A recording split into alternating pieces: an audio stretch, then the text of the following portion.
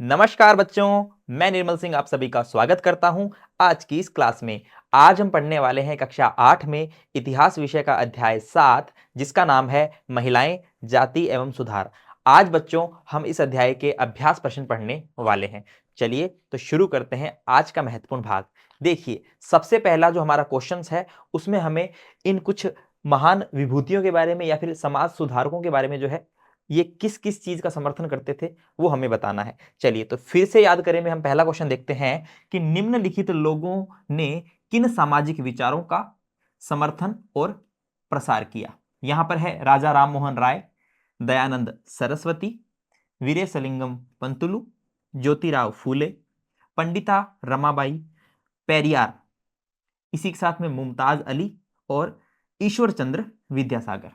ठीक है, तो इस प्रकार ये 8 समाज सुधारक यहां पर दिए गए हैं और हमें प्यारे बच्चों जो है इनके बारे में बताना है कि इन्होंने किस चीज का समर्थन किया, किस चीज का प्रसार किया। आइए शुरुआत करते हैं। सबसे पहले राजा राम मोहन राय के बारे में जानते हैं।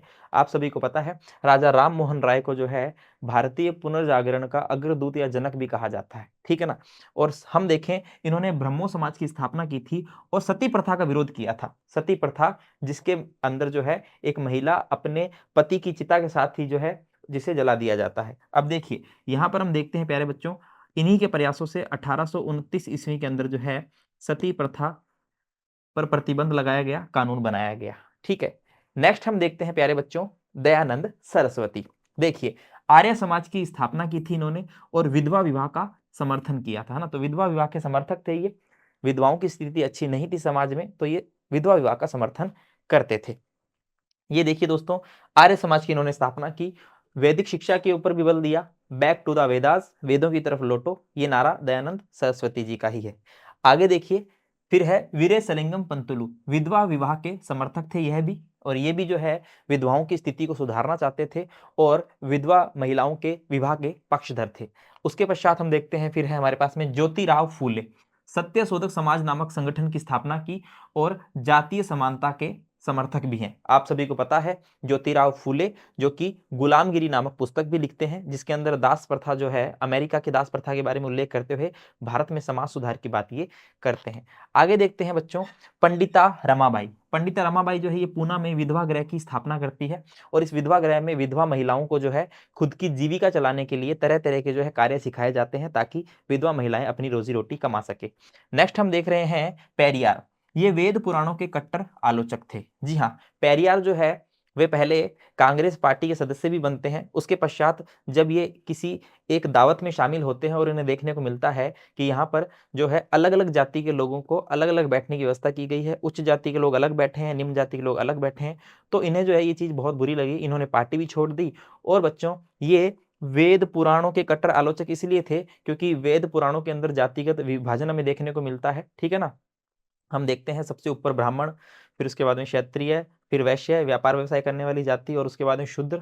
ठीक है ना, शूद्रों को अछूत माना जाता था इसलिए इन्होंने मनुस्मृति, इसी के साथ में हम देखते हैं वेद पुराण, इन सब की क्या की आलोचना की है।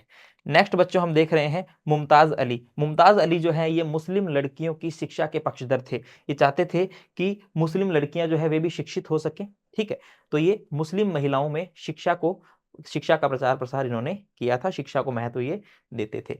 नेक्स्ट क्वेश्चन देखते हैं बच्चों हम यहाँ पर ईश्वर चंद्र विद्यासागर। ईश्वर चंद्र विद्यासागर जो है प्यारे बच्चों ये विधवा विवाह के समर्थक थे। ठीक है ना।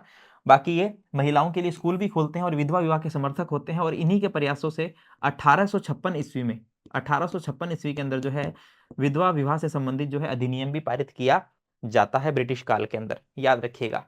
नेक्स्ट हम देख रहे हैं सही और गलत बताएं। अगला क्वेश्चन जो है वो सही और गलत बताना है हमें कि कौन सा कथन सत्य है कौन सा असत्य है। तो देखिए जब अंग्रेजों ने बंगाल पर कब्जा किया तो उन्होंने विवाह, गोद लेने, संपत्ति उत्तराधिकारी आदि के बारे में नए कानून बना दिए। तो क्या ये बात सत्य है? तो बच्चों ये बात बिल्कुल सत्य है क्योंकि आप सभी जानते हैं अंग्रेजों ने नए नए नियम बनाए। ठीक है, दीवानी अपने हाथ में ले ली, राजस्व वसूलने का जो अधिकार था वो अपने हाथ में लिया।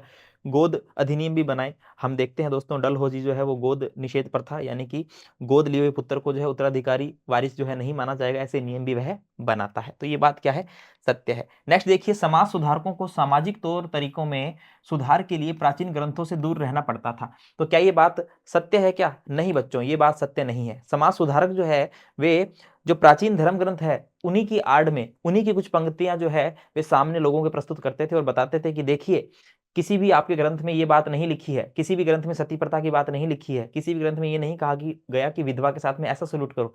तो बिल्कुल ये जो है प्राचीन ग्रंथों का सहारा लेते थे। यहां पर क्या है कि प्राचीन ग्रंथों से दूर रहते थे, तो ये बात प्यारे बच्चों क्या है, गलत है। नेक्स्ट देखिए, सुधारकों को देश के सभी लोगों का पूरा समर्थन मिलता था। तो बच्चों ये बात भी गलत है, क्योंकि सुधारकों को देश के सभी लोगों को समर्थक नहीं मिलता था। अक्सर जो ऊंची जाति के लोग हैं वे जो है इनका समर्थन नहीं करते थे। उन्हें लगता था कि ऐसे में क्या होगा, जो नीची जाति के लोग हैं वे भी हमारे बराबर आ जाएंगे। इसलिए याद रखना ये कथन भी क्या है, गलत है। नेक्स्ट देखिए प्यारे बच्चों, बाल विवाह निषेध अधिनियम 1829 में पारित किया गया था। तो बच्चों यह कथन जो है वो गलत है। तो बाल विवाह निषेध अधिनियम जो है वो 1829 में पेश नहीं किया गया था। यह कथन क्या हो जाता है, गलत हो जाता है। चलिए नेक्स्ट देखते हैं, आइए विचार करें। अब देखिए आइए विचार करें के अंदर हम देखने वाले हैं कि प्राचीन ग्रंथों के ज्ञान से सुधारकों को नए कानून बनवाने में किस तरह मदद मिली। यानी कि जो प्राचीन ग्रंथ हैं उनके ज्ञान के आधार पर फिर समाज सुधारकों ने नए कानून कैसे बनाए, आइए जानते हैं। देखिए हम देखते हैं कि सुधारकों का मानना था कि समाज में परिवर्तन आवश्यक है, समाज में परिवर्तन जरूरी है, और समाज के लोग जो है वे पुराने धर्म ग्रंथों में विश्वास करते थे। तो परिवर्तन का सबसे अच्छा तरीका लोगों को पुरानी प्रथाओं को छोड़ने और जीवन में एक नए तरीके को अपनाने के लिए राजी करना था, कि उनको बोलें कि आप अपनी परंपरावादी जो सोच है, जो रूढ़िवादी सोच है, उसको छोड़िए और जीवन में नई नई चीजों को अपनाइए। लेकिन दोस्तों ये काम इतना आसान नहीं था। लोगों के दिमाग में जो चीजें रच बस गई थी वे उन्हीं को फॉलो करते थे। तो देखिए जब भी वे ऐसी प्रथाओं को चुनौती देते थे, फॉर एग्जाम्पल जैसे मान लीजिए सती प्रथा को चुनौती देनी है, राजा राम मोहन राय सती प्रथा को चुनौती देते हैं कि ये चीज सही नहीं है, तो लोगों को जो माइंड सेट बदलना बहुत मुश्किल था, ठीक है ना। तो वो क्या करते थे, तब प्राचीन पवित्र ग्रंथों में एक श्लोक या एक वाक्य खोजने की कोशिश करते थे जिसने उनकी बात का समर्थन किया। फिर ये एक कोई भी ऐसी बात ढूंढते थे प्राचीन ग्रंथों से जो उनकी बात का समर्थन करते हो। जैसे कि मान लीजिए राजा राम मोहन राय चाहते हैं कि सती प्रथा जो है वो गलत है, तो वे ऐसी ही कोई लाइन धर्म ग्रंथों में ढूंढते थे और फिर उन लोगों को दिखाते थे कि देखो आपके ग्रंथों में क्या लिखा हुआ है ना, हत्या करना ये सब कुछ पाप है, तो आप जीवित कन्या को कैसे ऐसे जला सकते हैं। तो ऐसे सहारा लेते थे। उदाहरण के लिए राम मोहन राय ने प्राचीन ग्रंथों का उपयोग यह दिखाने के लिए किया था कि सती या विधवा जलने की प्रथा कोई भी मंजूरी नहीं देता है। यानी कि सती या विधवा को जलाने की या फिर इनके जलने की कोई भी जो है ग्रंथ में ऐसी प्रकार की कोई जानकारी नहीं मिलती है, ताकि लोगों को जो है उनकी जो मानसिकता है वो बदली जा सके। इसी तरह ईश्वर चंद्र विद्यासागर ने प्राचीन ग्रंथों का उपयोग करके सुझाव दिया था कि विधवाओं का पुनर्विवाह हो सकता है। तो वे भी प्राचीन ग्रंथों का काम में लेकर लोगों की मानसिकता को बदलने का प्रयास करते हैं। चलिए आगे देखते हैं, नेक्स्ट क्वेश्चन क्या है, लड़कियों को स्कूल न भेजने के पीछे लोगों के पास कौन कौन से कारण होते हैं। तो देखिए पहले जो है महिला शिक्षा को इतना महत्व नहीं दिया जाता था। लोगों के मन में तरह तरह की धारणाएं थी। कुछ लोगों का मानना था कि अगर लड़की ज्यादा पढ़ लिख जाएगी तो वे जल्दी विधवा हो जाएगी। अब देखिए इसके पीछे क्या लॉजिक है भाई, ज्यादा पढ़ लिख जाएगी तो जल्दी विधवा हो जाएगी, इसका क्या लॉजिक हुआ, है ना। ऐसी विचारधाराएं थी। कुछ लोगों का मानना था कि लड़की को अगर घर से बाहर भेजा जाएगा पढ़ने के लिए तो वह घर के फिर काम नहीं कर पाएगी, जो मास्टर है वो उन्हें पढ़ाएंगे तो घरेलू काम वह नहीं कर पाएगी। चलो ठीक है, ये तो फिर भी कोई लॉजिक है कि चलो घरेलू काम नहीं कर पाएगी, बाहर चली जाएगी, लोगों को ऐसा लगता था। लेकिन आप सोचिए कि भाई लड़कियां सिर्फ घरेलू काम के लिए थोड़ी है, लड़कियां घरेलू काम भी करती है आजकल तो, और अन्य काम भी करती है, प्रशासन भी संभालती है ना। हर वो काम करती है जिसमें पुरुष भी हैं, चाहे वो सेना का क्षेत्र हो, चाहे वो पायलट बनना हो, चाहे वो लड़ाकू विमान उड़ाना हो, चाहे वो जहाज चलाना हो, ठीक है ना। छोटे से छोटा और बड़े से बड़े हर क्षेत्र में महिलाएं हैं, ठीक है। अब इसी के साथ प्यारे बच्चों यहाँ पर हम देखते हैं कि लोगों को यह भी लगता था कि लड़कियां जो है सार्वजनिक स्थलों से गुजरेगी, है ना। तो देखिए बहुत सारे लोगों को लगता था कि सार्वजनिक स्थानों पर जाने से लड़कियां बिगड़ जाएगी, ठीक है। निकलेगी स्कूल जाएगी तो रास्ते में हर चीज आएगी, सार्वजनिक स्थल भी आएंगे। अब आप सभी को पता है महिला सुरक्षा कितनी जरूरी है, ठीक है। महिला जो है वो तो एक गहने की तरह है, ठीक है। तो लोग जो है वो गंदी नजर भी डालते हैं, तो ये भी एक भय लोगों के मन में बैठा था, इसलिए जो है वे महिला शिक्षा को महत्व कम देते थे। आगे देखिए, ईसाई प्रचारकों की बहुत सारे लोग क्यों आलोचना करते थे। क्या कुछ लोगों ने उनका समर्थन भी किया होगा, यदि हाँ तो किस कारण। अगर ईसाई प्रचारकों का समर्थन किसी ने किया तो क्यों, और आलोचना करते थे तो क्यों करते थे। देखिए ईसाई प्रचारकों ने आदिवासी समुदाय और निचली जाति के बच्चों के लिए स्कूल खोले थे। ये लोग जाति आधारित समाज व्यवस्था में होने वाले अन्याय के विरुद्ध थे। तो देखिए, ये लोग जो है जाति आधारित जो काम है, जाति आधारित जो ऊंच नीच भेदभाव है, उसके विरुद्ध हुआ करते थे। इसी के साथ हम देखते हैं बहुत सारे लोग इनकी आलोचना भी करते थे, क्योंकि उन्हें लगता था कि ये लोग निचली जाति के लोगों को उच्च जाति के बराबर दर्जा दे रहे हैं। इसलिए जो है, जैसे कि मान लीजिए ईसाई प्रचारक हैं, वे निचली जाति के लोगों को भी पढ़ाने का काम कर रहे हैं, शिक्षित कर रहे हैं, है ना। तो जो ऊंची जाति के लोग हैं उन्हें लगता था भाई ये तो हमारे बराबर लाने का काम कर रहे हैं, इसलिए आलोचना भी करते थे। आगे देखते हैं, नेक्स्ट क्वेश्चन है, अंग्रेजों के काल में ऐसे लोगों के लिए कौन से नए अवसर पैदा हुए जो निम्न मानी जाने वाली जातियों से संबंधित थे। यानी कि अंग्रेजों के काल में ऐसे कौन कौन से अवसर पैदा होते हैं। तो देखिए दोस्तों, अंग्रेजों के काल में नए नए कारखाने खुलते हैं, नगर पालिकाओं के अंदर जॉब आती है, लोग वहां पर नौकरी करने के लिए निकलते हैं। बहुत सारे अवसर जो है ब्रिटिश शासन के दौरान मिलते हैं लोगों को। अंग्रेजों के काल में कारखानों और नगर पालिकाओं में नई नौकरियां निकल रही थी, इससे मजदूरी की मांग पैदा हो रही थी। अब कारखाने बन रहे हैं तो वहां पर मजदूरों की तो आवश्यकता पड़ेगी। लोग असम, मॉरिशस, त्रिनाद, इंडोनेशिया जैसी जगहों पर बागानों में काम करने के लिए निकल जाते हैं। न सिर्फ भारत बल्कि भारत से बाहर भी जो है कारखानों में और तरह तरह के कार्य करने, बागानों में कार्य करने के लिए लोग निकल पड़ते हैं। निचली जाति के लोगों को यहाँ गांव में सवर्ण जमींदारों द्वारा उनके जीवन पर दमनकारी कब्जा और दैनिक अपमान से छूट का मौका लगा। अब ये देखिए कि ये जो लोग हैं ये कारखानों में काम कर रहे हैं, भले ही इनको मजदूरी ज्यादा नहीं मिल रही है ना, इनसे घंटों काम करवाया जा रहा है। बाद में फैक्ट्री अधिनियम भी बनते हैं, कानून अधिनियम भी बनते हैं, जिनमें इनके कार्यों के घंटे थोड़े कम कर दिए जाते हैं। नहीं तो पूरे पूरे दिन ही पुरुष है, महिला है, ये सब काम करते रहते थे, है ना। लेकिन दोस्तों, भले ही जो है इनको कारखानों में काम करना पड़ रहा है, भले ही इतना जो है इनको श्रम नहीं मिल रहा है, इतना पैसा नहीं मिल रहा है, मजदूरी ढंग से नहीं मिल रही है, लेकिन दोस्तों ये लोग फिर भी जाना पसंद करते थे। क्यों? इनको लगता था कि चलो कम से कम यहाँ गांव के अंदर जो जमींदार लोग हैं, जो इनका जो है शोषण करते हैं, ठीक है ना, तो जमींदारों की जो दमनकारी नीतियां हैं उनसे तो कम से कम हम बचेंगे, बाहर जाएंगे तो इन जमींदारों से छुटकारा मिलेगा। तो दोस्तों इस वजह से ये जो है लोग कारखानों में कार्य करने जाते हैं। नेक्स्ट है, ज्योतिराव और अन्य सुधारकों ने समाज में जातीय असमानताओं की आलोचनाओं को किस तरह सही ठहराया। यानी कि ज्योतिराव हैं और जो अन्य समाज सुधारक है, वे किस तरह ये बात बोलते हैं कि भाई जाति में जो असमानता है ये सही नहीं है, ठीक है। वो किस प्रकार अपने तर्क प्रस्तुत करते हैं। तो देखिए बच्चों, यहाँ पर हम बात करें ज्योतिराव फूले की, तो इनका कहना था कि आर्य विदेशी थे और उन्होंने इस मिट्टी के असली वारिसों को हराकर उन्हें गुलाम बना लिया था। क्योंकि ब्राह्मणों का मानना था भाई हम तो आर्य हैं, है ना।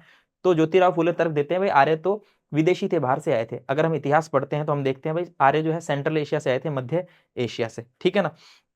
तो इन्होंने यहाँ के वारिसों को हराया और यहाँ पर जो है कब्जा किया, यहाँ के लोगों को गुलाम बनाया।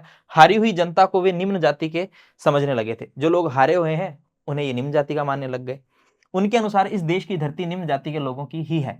तो ज्योतिराव फुले बोलते हैं कि भाई ये जो देश की धरती है ये हमारी ही है, आर्य तो बाहर से आए थे और उन्होंने हमें निम्न जाति का बना दिया, ठीक है। तो अगर हम निम्न जाति के लोग हैं तो ये धरती जो है ये निम्न जाति के लोगों की ही थी, ठीक है। पेरियार ने भी सत्ता पर ब्राह्मणवादी दावे को चुनौती दी थी। पेरियार जो है दोस्तों वह भी चुनौती देते हैं, ठीक है, और वह भी जो है वेद पुराण इनके कट्टर आलोचक होते हैं। अभी हमने जाना था उनके बारे में। आइए नेक्स्ट देखते हैं, फूले ने अपनी पुस्तक गुलामगिरी को गुलामों की आजादी के लिए चल रहे अमेरिकी आंदोलन को समर्पित क्यों किया था।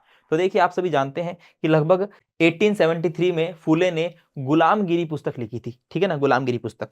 तो गुलामगिरी पुस्तक की रचना करते हैं ज्योतिराव फूले।